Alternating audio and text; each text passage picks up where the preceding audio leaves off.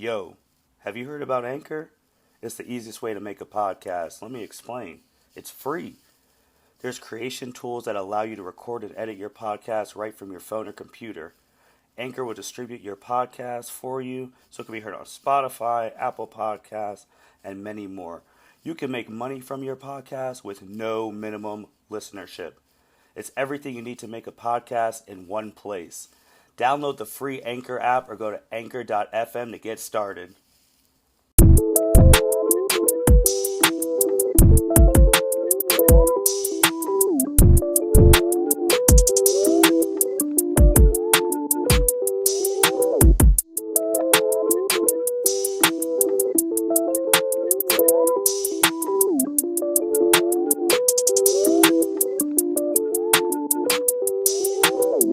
Welcome, everyone, to the L7C podcast, My Hero Movie Academia edition. That is right. The time has finally come. The third My Hero Academia movie, World Heroes Mission, just came out on October 29th. And we both, me and Andrea, saw the movie. You're going to get our thoughts on it. And yeah, but first, the My Hero enthusiast, Andrea, how are you doing today? I'm doing all right. I am very excited to talk about the movie. I was super excited to see it. Now I'm very excited to talk to you about it since we did not get to see this anime movie together and discuss our similar or dissimilar thoughts right afterwards. So I am very excited to see how this conversation goes. No, I was actually thinking about that too, because two things. One, our last, like My Heroes season 5 just ended on like our last podcast. So that was October 4th. And like seeing this movie, the first new anime-ish slash movie we have not seen together in a year. That's crazy real crazy to think about. But My Hero Academia, World Hero Mission, the third movie in the My Hero Academia anime. It already came out in Japan, like we told you guys months ago. August 6th came out today. And yeah, let's just get right. First off, Andrea, did you like the movie? How did you feel about the movie? I very much enjoyed the movie. I really liked it. Scale 1 to 10, I'd probably put this movie around a 7, 8. And I feel like for some people that's going to be really low. But I really enjoyed this movie. I don't want to do like spoiler alerts. It was just for me watching this movie after the most recent anime movie that I watched, that I think we watched, was Mugen Train. And by comparison, like this one was a much more like, you walked out of the theater like feeling good after this movie. Whereas Mugen Train, you were depressed. Yeah. No, I agree with that. And I enjoyed the movie a lot. I would also give it an 8. There's a couple things I know we'll go down that we'll talk about, like what could have happened that I would have given it like a 10. But yeah, I mean, the last anime movie was Mugen Train, and obviously everyone knows like when Goku dies, because you get introduced to the character in the movie and you literally only get him for 2 hours and then he's gone. But my only thing with that is Demon Slayer is a significantly shorter anime than most. So Right. We're already hitting like the hard deaths real early. While My Hero Academia, we just finished 5. We're literally, I think it was smart on them to not just go all sad in this movie, because we're literally getting, the war is all of season 6. Right. And like we already know people we like. We don't know who yet because we're not reading the manga, trying to stay away from spoilers as much as possible. But we know heroes that we like, and they're going to die. And some students are probably going to die too. So we're going to have plenty of time once to be depressed. To be depressed. Like when Midoriya doesn't go reach out for one of his classmates and they get turned to dust by Shigaraki, like we'll get to those points. Which very true. That would be a very sad thing. So like some of the stuff, like it was almost 2 hours. I think it was like an hour 40 something minutes. And this movie was a big deal because if you went on the premiere day, you basically got a mini manga. Yeah, you did. Oh my God. I was so hyped when they handed those over. It was like, wait, what? Yeah, I was just so like, sweet. Same. I was just like, oh, this is a big deal. Like, oh, people are. I was like, all right, all right. Um, so stuff about we'll go more into stuff in the movie, but like one of the first questions is, I know you're a fan of a lot of these characters. Who did you wish got more screen time? I mean, I'm gonna sound like a broken record, but I wish Todoroki would have gotten just a smidge more screen time. Only because, obviously Deku has his big fight. It's the fight of the movie. But then also Bakugo really has that really long struggle with, oh, I'm forgetting their names, those twins that had the tail, like the blade tails that reminded me of Sasori from his pup, like the ugly crouched over puppet. Um, Serpenters in the book, it names them Serpenters. I felt like that fight got more airtime and it needed it. I felt like Todoroki's fight kind of got shortened just a smidge with Leviathan. I felt like they kind of rushed that ending just a little bit too much. I do wish some of the other students, just in general, in Class 1A might have gotten more time, but basically, this movie was about, these top three budding heroes. So out of the three of them, I feel like Todoroki could have used just a little bit more. I'm actually kind of shocked you said that because I was very proud of Shoto because for the first time since season 2, he got a prominent one-on-one fight.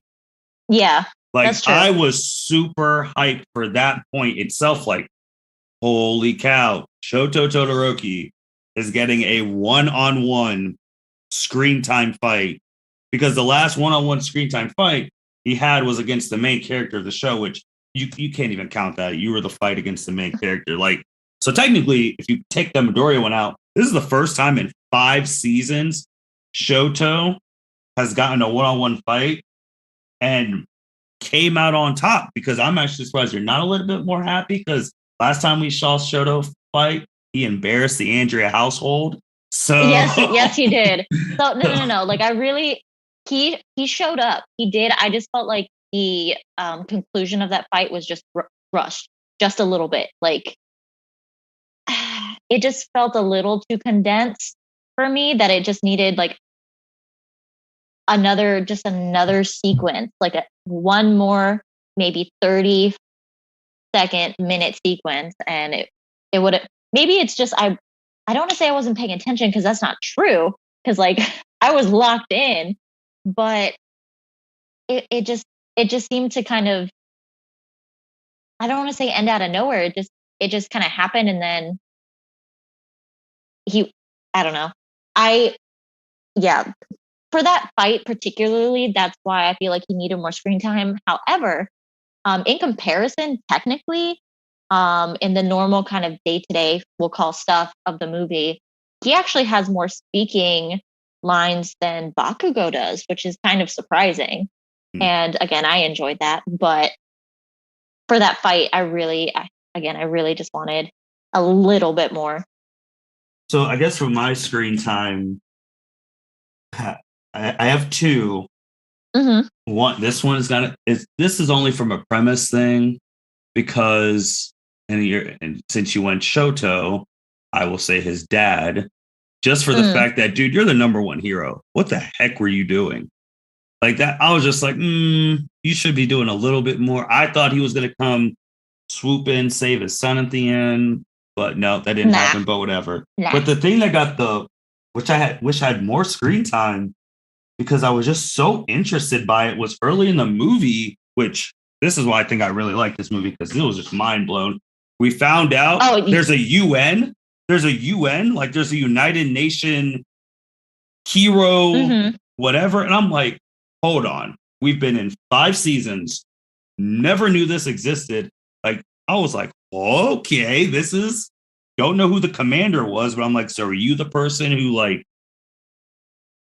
who calls everything? That was sweet, because I was like, all right, now we're seeing more of the government. I wish we would have saw more of I know, because it's focused on 3, but seeing them go to other countries across the world, that was that was fantastic. And there was a lot of new heroes where I wish this would get like the Mugen Train thing and make this into a whole season that I wish just got fleshed out, because there's a lot of cool quirks. Like I didn't know like the blonde haired woman who was working with Endeavor's agency, never saw her, who was shooting the gun out. The villain who was shooting the female Green Arrow. Arrows? Oh my gosh, I loved her. She was top tier, and she was only there for like the first 2 acts. She was amazing. Seeing the Cleopatra type hero, like that was like all the different things. Like I was just, maybe that's why I really liked it, because it's like it showed the world more of heroes, not just the place we see just the Japanese heroes. Yeah, we saw everything, and that was amazing. And I really wish there was like a little more backstory of like, so who's in charge of this UN? Like, who is? How do you get in charge of this UN? Is it run up by heroes? Is it not? Is it government officials? Are they pro-hero? Are they not pro-hero? Because then you get into kind of like the nitty-gritty of the movie of if they're not necessarily pro-heroes and just like politicians or lay persons, I mean, that could be an organization that gets infiltrated. Like, spoiler, sorry. Well, no, I was thinking about that for season 6. Then like I was already thinking, so who in the UN is in the Meta Liberation Army? Because that's a whole like, now that I know this exists, like, could you use your influence in the UN? Like, is it like the UN in the real world where you're voting on stuff like by country or by the top heroes? Like, there's just so many different like real world questions I had with that. I wish that would have been, I was not expecting that. And I was just like, all right. So who do you wish had less screen time? Less? I don't feel like there was anyone that screen time was wasted on. Like, I don't feel like nope, I can't even say that. I was thinking Fleckturn for a second, but I'm like, he's the main villain, obviously, so we need him to have the screen time that he has. I just, personal opinion, I wish Deku's fight hadn't gone that long. I feel like the answer to that situation was so obvious that I'm like, Deku, you're smarter than this. Like, you should have figured this out already. Like, get on it. That last 5 minutes of the countdown lasted what, 30 in the movie? Well, that's an anime thing. I mean, when Goku fought Frieza on Namek the first time he went Super Saiyan, Namek was supposed to explode in 5 minutes, and they went like 20 more episodes. So time does not matter in anime. And he was kind of having his hands full because the main villain was, I'm glad he's a movie villain because he was a serious problem. Yeah. Yeah, for sure. But it was something else. But comparing it then to the previous My Hero movie, Heroes Rising, how do you feel about that? Okay. So I don't think this movie is as good as Heroes Rising. And I think part of the reason for that is the music, I feel like, was much more impactful in Heroes Rising. In those key moments, I feel like I wasn't paying as much attention to it while I was sitting in the theater, but after I left, I realized, like, wow, did I just blank, or was there no like real powerful music for those final fights? Like, where was that backing? Unless, again, I was too focused on the fighting, or me being hung up on Todoroki needing a little bit more time in that fight. But I really feel like Heroes Rising for me personally is a 9 out of 10, and I was also more emotionally gripped by Heroes Rising than what is it? World Heroes Mission. This one. So my thing with the music, which also the people next to me and a couple people down there, they were actually relieved that Might You song did not play, because they felt like that's been getting overplayed in the big fight. So they were like, all right, finally, because they were like, oh, here comes Might You, like it did with Overhaul and that whole part, and then the whole that was played like multiple times during Heroes Rising, and they were actually like refreshed from that. But I get that. But I guess with this one, I think it's hard for me not to like for this. I think I do like this one a little bit more than Heroes Rising, just because I felt like to a point the people who like made this were listening to our podcast. Probably obviously not, except for like maybe the two random people in Japan who work for My Hero. That'd be cool. But it's like Todoroki got more screen time. We've been asking for that. Todoroki want to fight by himself. We've been asking for that. Heroes Rising was literally just Deku and Bakugo. Everyone else was fodder. This movie, everyone was trying to stop the apocalypse. Like everyone fought and did something of impact, which we've been asking for that for the whole season, like after Heroes Rising. So seeing everyone do something and like their own why, and seeing how like each minor character is inspired by like the three major classmates, like Uraraka saying Deku wouldn't quit, Red Rocket saying like, oh, this is, we gotta win because this is what you call Bakugo would say. Like seeing all the students fight like that, I was like, all right, everyone's doing something. And also the reason, maybe because, and there's a lot of other reasons, like the stakes in this movie were significantly higher than Heroes Rising. Like the first part of the movie, the dude wipes out, he basically nukes the whole town. Yeah. Like yeah, that's when he started the movie like that. I'm like, whoa, okay. Right. So that's for me, like the stakes were like, all right, let's just be honest. If Heroes Rising, if Deku and Bakugo don't win, by time Endeavor, Hawks, and all of them would have showed up and they would have found a way to beat Nine. This part, yeah, for sure. if they don't win, the whole world gets like, it's literally the whole world gets nuked. I honestly think which it's kind of weird because it's the next season. Like the Meta Liberation War is only going to be focused in Japan. This was and like, okay, if they win, they take over Japan. All right, they're not going to be able to fight the rest of the world. This group, they were going to kill everyone, like every single person with a quirk. So like the stakes were significantly like higher than Heroes Rising. And the fact too that I would say, and the guy's reasoning was bad, but the fact that there were probably some people who are quirkless who feel powerless, and like to gravitate towards that type of crazy leader, they're just like, well, I mean, if I'm quirkless, I'm worthless because 80% of the people and all that. And then I was just like, oh, I don't think you're worthless, but the society might do it. And I just also feel like this movie had so much callbacks to the entire series up until this point. Like you see Deku talking about all the friends who've helped him, and it shows from each season. It even showed Melissa from the movie, the kids from the second movie. He dressed like this, the younger boy in the second movie, like in his disguise. I noticed that right away, and I thought that was adorable. Or like small callbacks where like Deku sent a Morse code, and Todoroki's like, dude, your Morse code has not improved since like the stain thing. And that was 5, like season 2, and we're at 6 now. So it's like all those small callbacks and stuff really helped. And I guess also the story with Rhodey, the new guy who you'll see, just like as I mean, that was, I think, more impactful than the 2 kids, because like if he goes, there's no one there to protect his kids siblings. And his quirk. What I was telling Courtney when we saw it was just like they basically made him, like, I don't want to say Family Dollar version, but his own. He was like a Yusuke Urameshi, like literally just because of the quirk too. I was like, oh, that's Poof.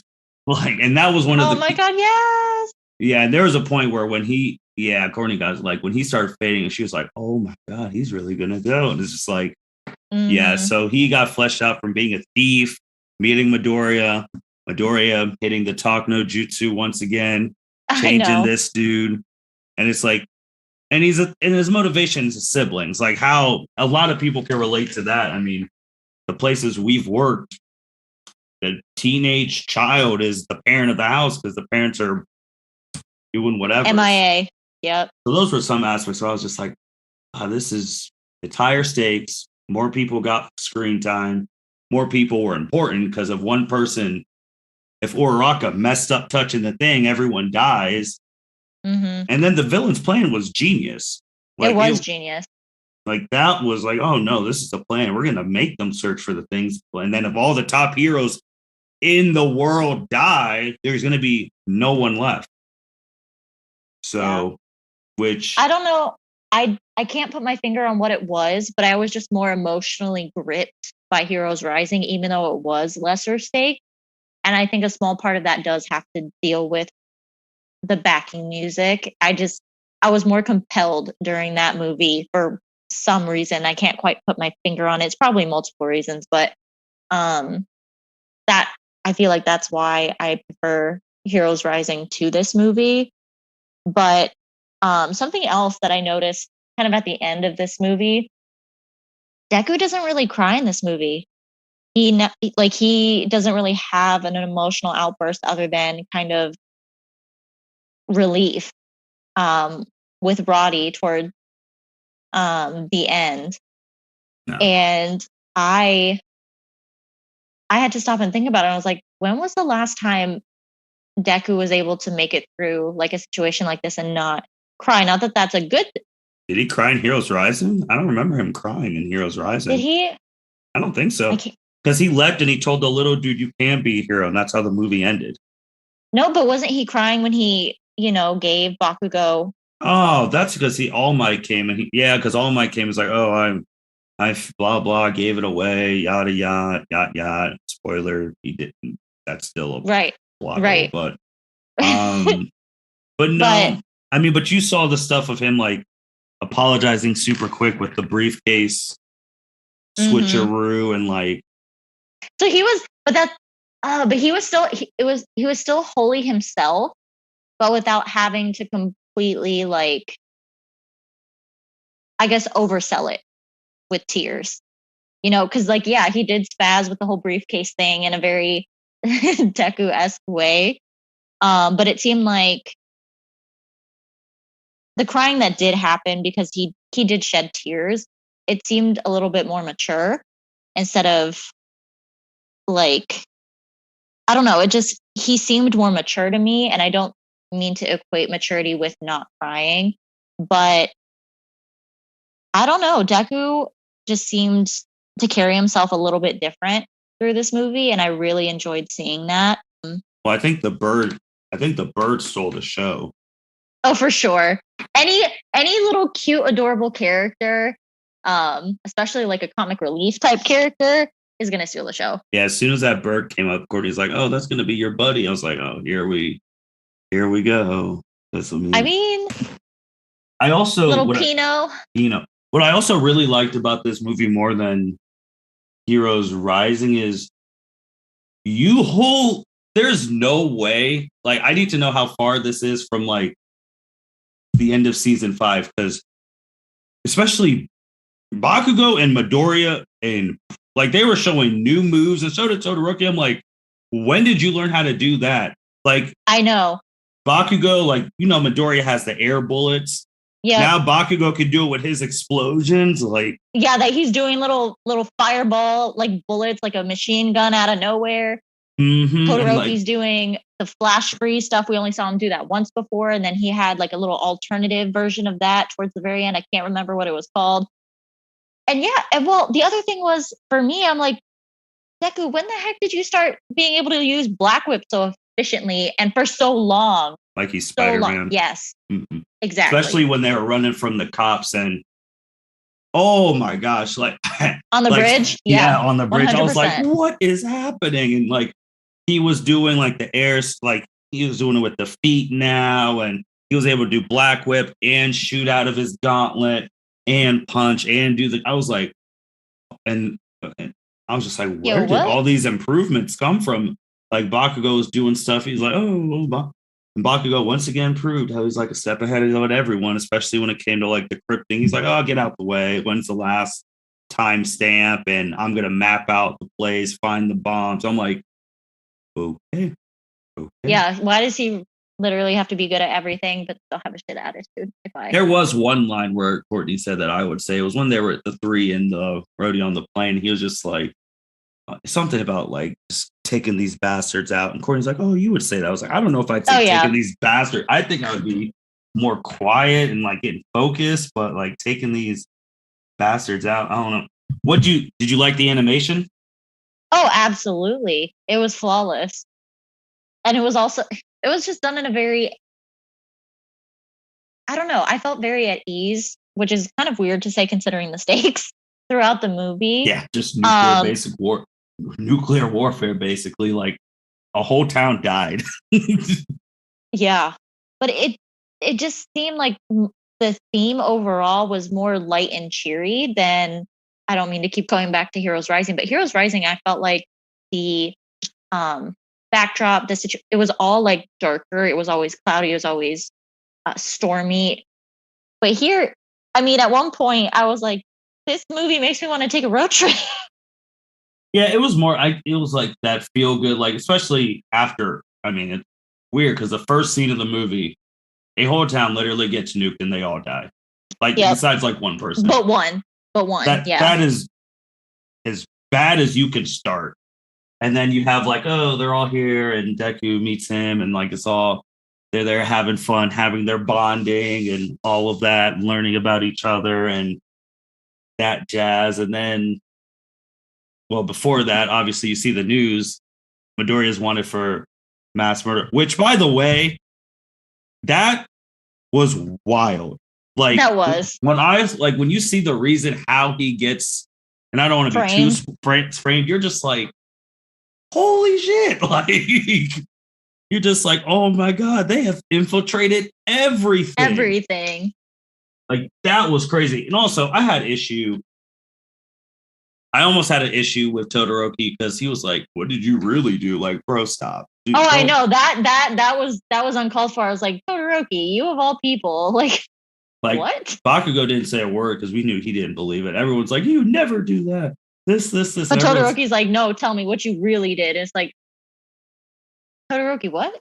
Yeah, that one I was a little confused. And like all of his friends standing up for him at their locations and all of that. Yeah. He's like, he would never do that. This, I know he wouldn't. They're like, oh, we'll handle it, blah, blah, blah. I was sitting there, I was like, I am a little surprised that the like more veteran professional heroes, nobody made a peep to refute that. Like, not that it's just one of those things where they don't know him, and they might have known heroes or aspiring heroes that went astray. But I know it probably would have been irrelevant, but I feel like it would have been realistic for somebody at some venue to have like challenged them a little bit more.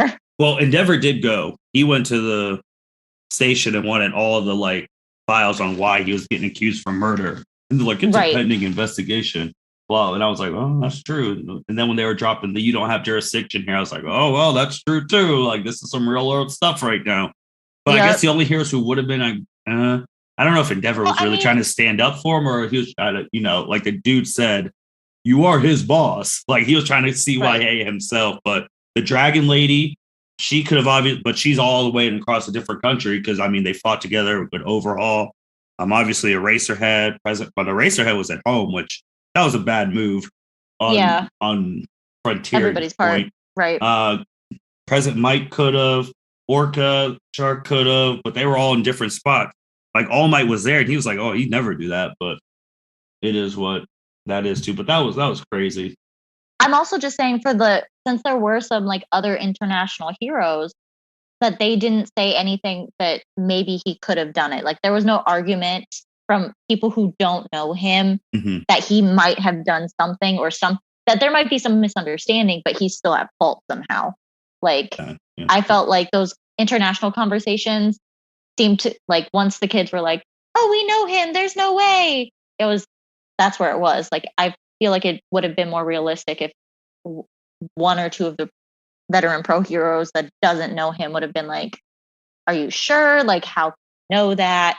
I don't want to say it's not uncommon because I don't know, but like, I just feel like it would have been more realistic that way. But then again, it doesn't change anything with how the story unfolds. So it really doesn't matter. if this movie would have got an extra like 30 minutes, I feel like if they would have infiltrated the UN, like the group, and they would be like, yeah, the priority is the bombs, but we have to catch Midori at all costs, use lethal force. That would have been a turning point.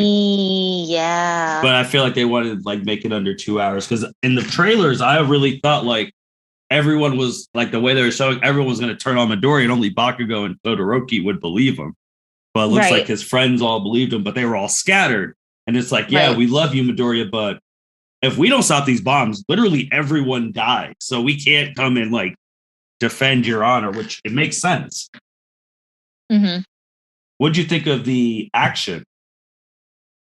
I thought it was good. Well, like we already mentioned, that there were quite a few new moves. On the new move front that we haven't talked about, my other favorite character, Momo, we see her actually getting a little bit of hand to hand, and she's using is it a pipe, like a long? She was using a pipe, like a bow. And then we also saw her use a sword at one point. I'm pretty sure she pulled out a sword, and I was like, it was very brief. It was extremely brief, but at least for me, that signals that she's had to have some sort of training with the sword. She's practiced a little bit with like longer baton or rod like weapons to defend herself. Oh, and that made me so happy. I really hope they bring that out some more. And that wasn't just a movie. And that wasn't just a movie thing, right? Or if she makes it out of season 6. Don't say that. I'm just saying, like, sooner or later we're gonna have to start thinking about that. Don't put that out in the universe. Don't put that out in the universe. We're not jinxing that. Momo is gonna be fine. Gonna be fine. Okay. I mean, some of them are gonna go, but no, that was good. That was good. Mineta actually does. Speaking of Mineta, which it was funny when she was like, "It's your guy." I was like, yeah, people don't like him. It's like, I was like, whoa, because he's a pervert. I just looked, I was like, oh, and she's like, I pay attention. Like, so that was funny. But I was like, hey, I'm just going to say right now, which I didn't want to say, Ida's done. Like, I know. Ida's done. Like, Mineta was out there on a nuclear mission. And Ida was sitting on the couch. That's bad. That's bad. Like, when I saw him at, like, those people at home, and the people, like, there's people down there, they're like, oh, well, who's like the former, like the season 1, 2.5 best friend. Now it's just at home. I'm like, y'all couldn't use his speed to like run, get a new. Well, it was all the people that were assigned a work study. And I think it kind of depended on like if those work study heroes got asked to do this mission. Of course, Endeavor's agency got asked. So I think it might have been that either they were with, can't remember if they were with work studies or they didn't get picked for work studies, but it very well could have been that their work study heroes or agency didn't get called up for this mission, because you couldn't put every single possible hero on the planet on this mission. You can't do that. They put the most powerful, and that was the plan. That was the bad guy's plan. Like, he knew the UN was going to do it. They're all going to be at one spot, kill them all. Then the rest of the heroes who are left are going to be worthless, and they're going to get smoked. So I was just sitting there. I was like, Mineta's out here doing work. Good for you, buddy. Good for you. But I do think, the last like sequence of the final fight was freaking crazy. Yeah. Like, I don't want to be like spoiler wise, but I don't know how the hell he unlocked like the mode he was in when he fought Overhaul. Like, right. Like you just saw the eyes and you're like, wait, what? Like when they gave him the, like in Heroes Rising, like I was able to watch that movie, like, all right. But like when he unlocked that part, I had to sit up in the theater. I was like, oh, whoa. What is this unlock? Like what, like this, you see the veins of One for All powering up. You see I'm like, man, where the freak are the One for All, like the balls going? And then like he just goes Overhaul mode. I'm like, he goes berserk. He literally goes berserk. And I'm like, is this like a final form thing that we've been saving? Like, is this new? Like, if we could just tap into this for a couple seconds, like, hold on now. Like, that was sweet. And that was good. That I will say, I actually audibly laughed in the movie during the point where he's just kind of like squat stancing and just punching the air. Yeah, that was crazy. They just showed him doing that just for like a second or two too long, that I thought it was hilarious. Because like if you would have stripped the sound, take out the context, it just looks funny. It does, but like the fact that he's doing that, and then you see like after images of him, and then you see like 10 billion fists, and you're just like, oh hell. Like I will say, like when they get to their big final fights of stuff, my hero does deliver. Like I don't think there's been any. Oh, for sure. No, they never. And another callback too is when Midoriya punched the villain at the like beginning, and like you see like his muscles like ripping up. Yep. It reminded me of when Midoriya punched Muscular when he used 1,000,000%. I was like, look at these callbacks. But I think that stuff was pretty crazy. And also, besides them, I think Bakugo had the best fight. Like, yes. Although I will say, again, spoilers, sorry, but he kind of gets 2 fatal shots towards the beginning of that fight. He had no business fighting the way he kept doing. And then again, after they took that that power up drug stuff for their quirks, like he had no business. And then you never see those entry wounds. Like those definitely should have been fatal. Well, think about if you're a kid watching. So if you're a kid watching, you're not reading, like you just have to think about it like when you were a kid watching anime. Like a young kid. You weren't reading mangas. You weren't looking up spoilers. You weren't keeping up like, oh, this is happening. Like if you're a 7, 8-year-old kid, you thought Bakugo was about to die. Like if you didn't know like if you haven't watched, this is your first, like, oh my God, he's going to die. Because he got like, you thought Rocky was, I mean, like there's times where you really thought people were going to die. Like if you didn't know, like if you compare it to like a Marvel movie, oh, they're not going to die because they already signed on for like 3 other movies. But it's like Bakugo was in like, and there was a shot where like his face was all bloody on that eye. Yeah. And he was just like, all right, I'm tired of this. No more holding back. We're going to start killing fine. Like he can eat, like that was wild. It was. I'm just waiting for the day that Deku can fight a major villain and not fuck up both of his arms. Well, that is the day I'm fighting for. I'm waiting for. The dude had, because we were so close. So close. And then at the end, we just went all hell. Both arms, fuck it. Well, the dude had lasers in them. Like the fact that he can reflect the lasers and you're in like that's he's something to behold. But like I honestly felt like it, I don't know. Like I almost thought like, if you switch Todoroki and Bakugo, maybe they would have had, I don't know, because like Todoroki could fire one, ice one, but then I was just like, I don't know if it would have been better if they would have switched opponents, like easier for the heroes. I hadn't thought about it, but I agree with you that I think they would have, only because at least with Todoroki's ice could have helped to contain the blades. However, Todoroki is not as fast as Bakugo or as agile. However, I will say his ice control in this movie was far better than we had seen so far. Being able to just, oh my God, it was great. He got time, which we were begging for once we found out this movie was coming out, we were begging for time because the dude was becoming literally an afterthought. Yeah, so, he was. My thing too, which would have made this super crazy, again, I know time constraints if they had more time, is if the villains helped. Because dude, if this bomb goes off, you guys are dying too. Like, I also want to know what was in the Kool-Aid that he had these people with amazing quirks just themselves. It was something else. And like the Doomsday quirk theory, which my hero takes a lot of stuff from like Western comics.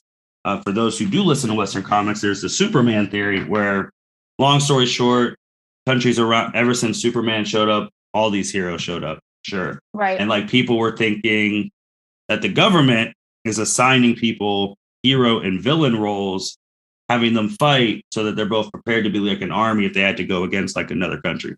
More complex than that. So like this doomsday quirk theory is like, hey, these people are gonna make us keep having children. Keep having children, and we're gonna be the only, like, we're gonna be obsolete and stuff like that. And even the dude to Midori who's just like, yeah, I really didn't think heroes were actually heroes. Like we're like, they do it for their payday. There's no money here, so no one saves us. And I was like, again, another My Hero callback. What was Stain's main beef when most heroes, they weren't real heroes. They were doing it for the money, doing it for the fame. The only one who wasn't doing it for any of that was All Might. Now it's become Midoriya. So like those type of callbacks really made me like the movie in itself. And I know we already talked about the movie and like favorite parts and stuff. And then like with the comparison to the last anime movie, I mean, to Mugen Train, I do agree with you. I don't think it was better than Mugen Train. I do think this movie was really good, but I also think Mugen Train had a lot more time because Mugen Train was literally an entire season of Demon Slayer. Like, so they had to do as much as they could with that because they knocked off a whole season of Demon Slayer in a 2 whatever hour movie. This movie is not like a season of My Hero. It's a part in My Hero, but it's not like a season. And we just finished season 5 and we're getting season 6 in 2022. So, but I do appreciate how My Hero hasn't been around. It's been around for a couple of years. It's already produced 3 movies and none of the movies are bad. No, by no means are any of these 3 movies bad. And yeah, I just think Mugen Train kind of took us all for a ride, haha, pun intended. But like it also just came at us in a way that I at least wasn't expecting. So that kind of just, bolsters for me personally my score and ranking of that movie. So when I went in to watch this, I knew it was going to be hard for it to top Mugen Train for me personally. But yeah, it is a really, really good movie.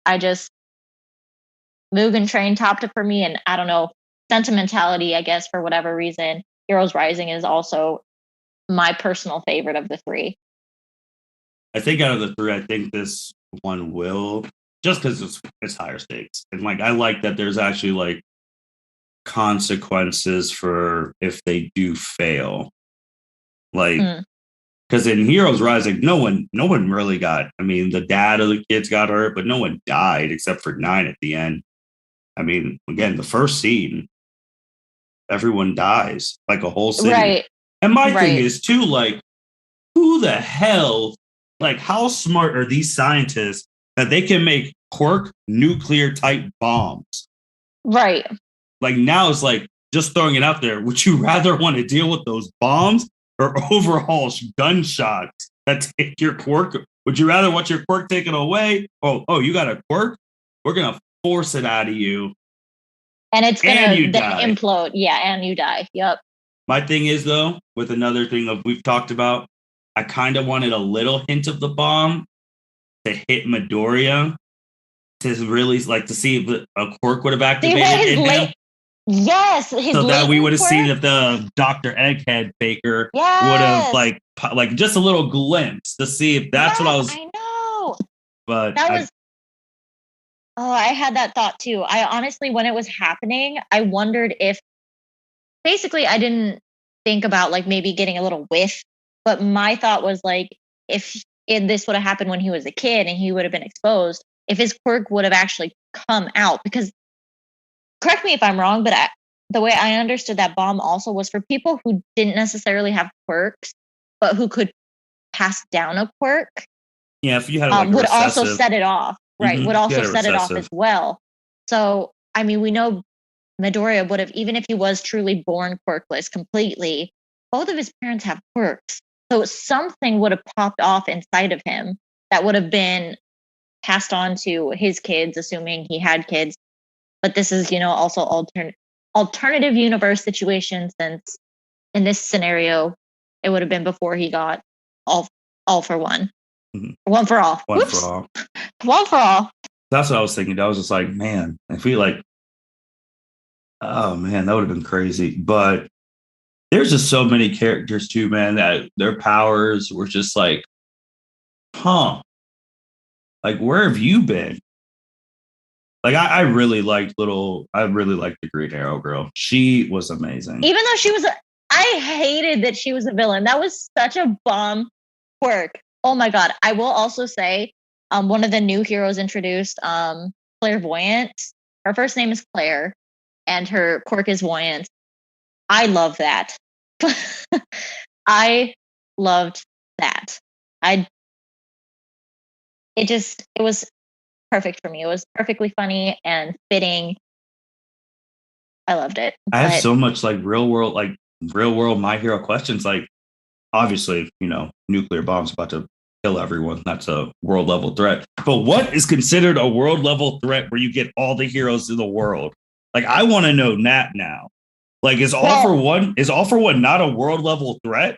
He's been around for thousands of years. Like, I am so intrigued. I'm like, so what? Who sigs the signal out there? Like, this is a world level threat. Everyone has to come in. Like, right. I'm so intrigued by this new agency that they just threw in. And it's like, and the commander dude was telling, all right, engage. We picked you guys. I'm like, who the hell are you? Like, what authority do you right? Are you the president of heroes like right now? Like, is it your term? Like, I just want to know what's a world level threat that they call it. What's a regional level threat that you could call someone? Because All for One was really running amok. And they're like, we're just going to leave it to Japan. That's not a world level threat. Right. And my other question is, since you bring that up, is like, all right, well, the Meta Liberation Army, is that going to be limited to only the heroes of Japan that have to deal with that shit? Or can they call on, they mentioned Singapore in this movie. They mentioned Egypt. They went to France. They went to the US.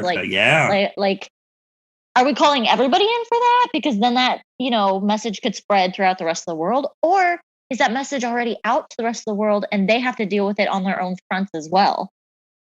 Yeah, I need to know like the official name of that UN thing. I don't have the book with me. I know that you. I have it with me, but I didn't see it named. Maybe I wasn't skimming, but maybe I missed that part. Is it just like the World Hero Association? Oh well, I guess it is just really the world. No, pro heroes. No, it ain't no pro heroes.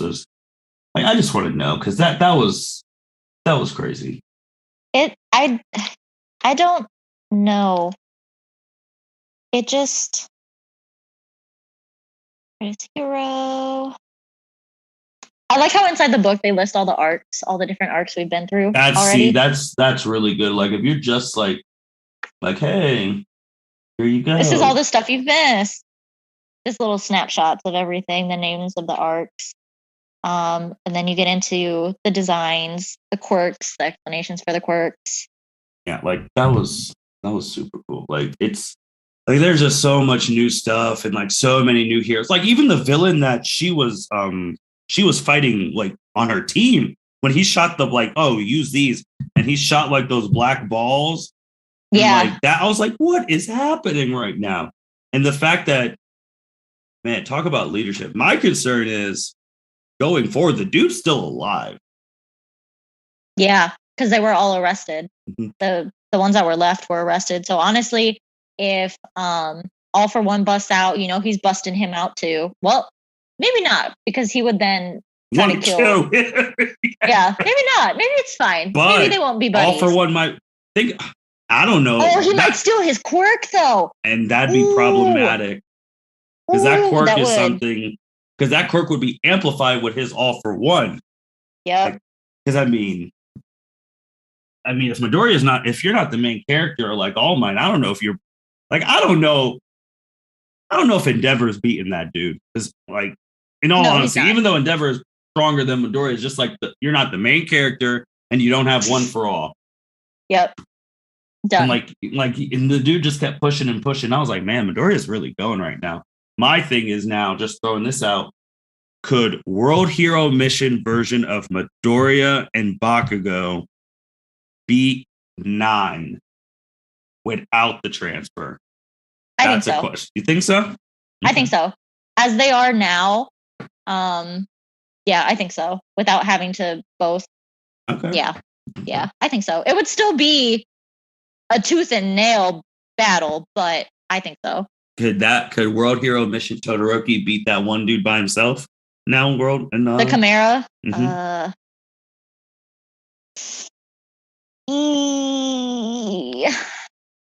He's my man, so I wish I could say yes, but I feel like that answer is still going to be no, only because he needs help in getting close and somebody else to distract for that particular villain, that Chimera. Also, I will say, the villain that he one-on-ones with, I was just like, why does Todoroki have to get the big ones? Yeah, no, I agree.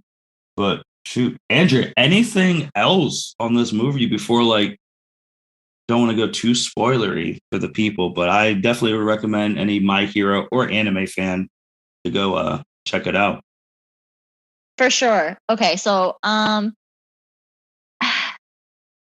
just want to say that I did enjoy this movie, absolutely, because I feel like I sound like I came off that I didn't enjoy it. I definitely did. And I would very much recommend people go watch it, even if you haven't seen season 5, because the person I saw it with had not seen season 5 yet. I didn't know that till after the movie. Hold on. Where was Shinsho? Where were the rest of class 1B? Oh my God. Because I saw one girl, I saw a couple from 1B, but where was Shinsho? He was probably with Aizawa. Come on. They're attached at the hip. Yeah, but they could have used both their powers. That was the world's at stake and we're making bad decisions. I already know some of them. Some of them are gonna die next season because if we're making terrible decisions when the world's at stake, I can only imagine the terrible decisions we're gonna make when just Japan's at stake. I mean, I think the only argument though is that Aizawa needs to stay with Eri, and Eri can't be relied upon in those situations. Honestly, you should have brought. The world's about to end. You should have thrown everything. They threw like 90%. That was the plan for the villain, is just throw everything, and they threw 90. Like, I would have just, man, I would have called the villains. I would have made a truce for just this one time, because if we die, one time for the one time, you're dying too. So if you die, who are you? Who are we gonna? That type of shit. But I don't know. But yeah, it was. But go ahead. Any other things? No. I hope it does well. I think so. I think it's already made 29 million. Yeah. When there is a fourth movie, because I'm pretty sure there will be, I hope it is at the same level as the rest of the movies, because I do feel like the more movies an anime makes, the higher the likelihood of a dud there's going to be. And I really hope My Hero doesn't end up with any, because they've been so good so far. Oh, I forgot that the terrorist organization, Humorize. Yes, Humorize. Which they're going to humanize.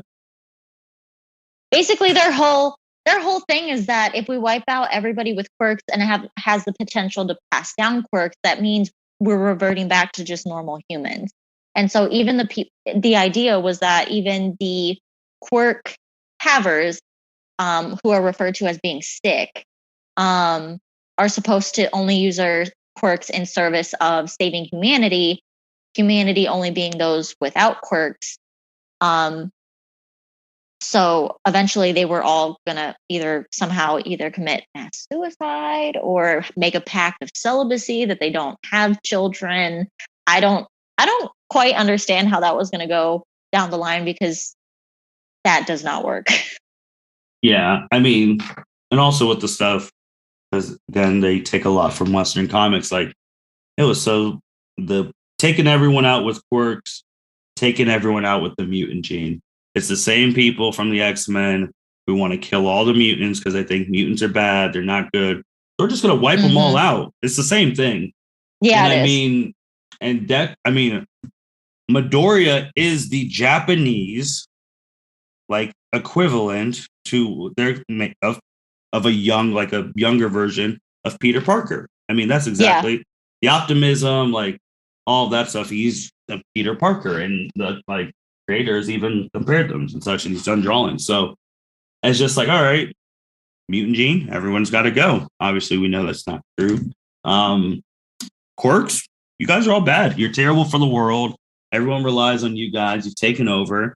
You guys got to go. You're going to get followers like that because normal people is just like, yeah, I mean, I'm not getting any job because I don't have a quirk or this or that. So, time to go. And the other thing was the whole thing about mixing quirks. They're evolving and then eventually will be too strong that no one will be able to control them anymore. So it was also an issue of what if, which was also brought up that Midoriya is talking to the main villain, like, how could you do all this? How could you do all this on something that isn't even certain? Like, there has been research on this and it's not conclusive. Like, we don't know this is going to happen. Well, and so you should have said, you're saying there's a chance. See, that's the other thing. And that was the other thing that I thought was like the way he said it, or maybe the way it was translated in English.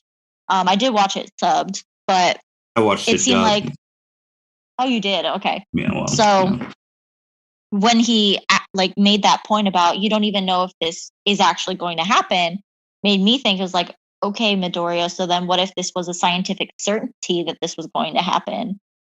Not would you switch sides, but how would you guys approach this? Because then real world application in my head, I start thinking, okay, are they going to come up with a vaccine like an X-Men to like erase quirks? Or are they going to have like quirk suppressant medicine?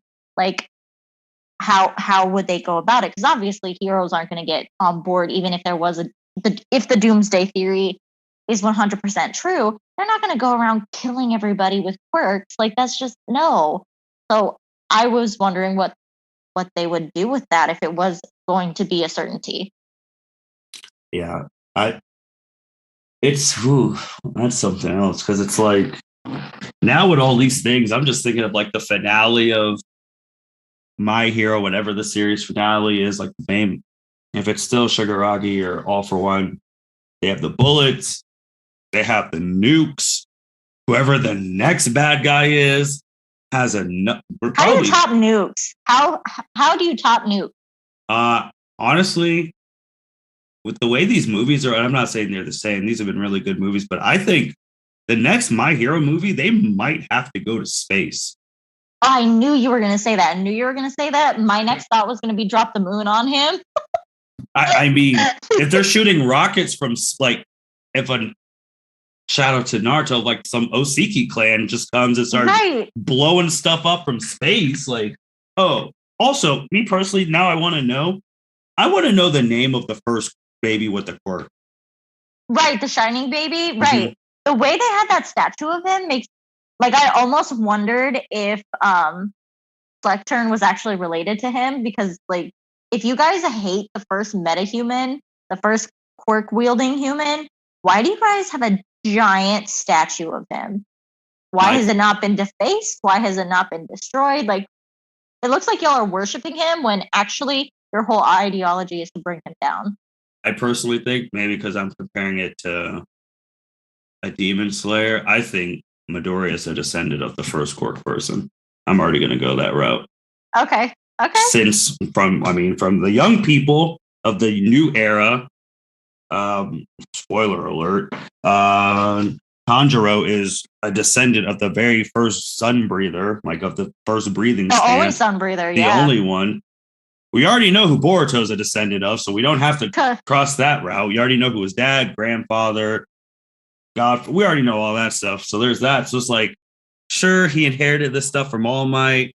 We're still waiting for the big reveal of like his father showing up, and like it's like, oh, your stuff is suppressed because you're the X-teeth descendant of the very first baby, and we had to suppress it because yada yada yada. You could oppose the threat, but I don't know.